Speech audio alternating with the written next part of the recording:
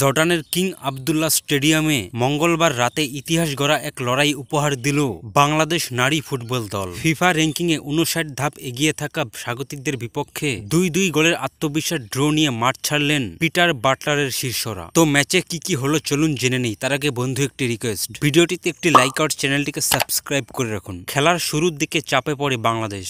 ম্যাচের মাত্র ৫ মিনিটে গোল হজম করে পিছিয়ে পড়ে লাল সবুজের জার্সিধীরা। তবে হার মানেননি আফ্রিদিরা। প্রথম মাঠের শেষ দিকে ৪৩তম মিনিটে শামসুন্দাহার জুনিয়রের গোলে সমতায় ফেরে বাংলাদেশ। দ্বিতীয়ার্ধে আবারও এগিয়ে যায় জর্ডান। ৫৮ মিনিটে ব্যবধান বাড়ায় তারা। তবে বাঘিনীরা আবারও দেখায় তাদের জেদ আর সাহস।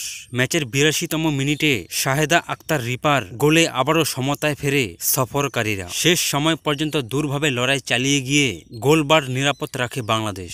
র্যাঙ্কিংয়ে অনেক এগিয়ে থাকা প্রতিপক্ষের বিপক্ষে এই ড্র একটি বড় সাফল্য বলে মনে করছেন বিশেষজ্ঞরা। এই ড্রর মাধ্যমে এদেশি সিরিজে দ্বিতীয়বারের মতো র্যাঙ্কিংয়ে এগিয়ে থাকা দলের বিপক্ষে গুরুত্বপূর্ণ পয়েন্ট অর্জন করল বাংলাদেশ।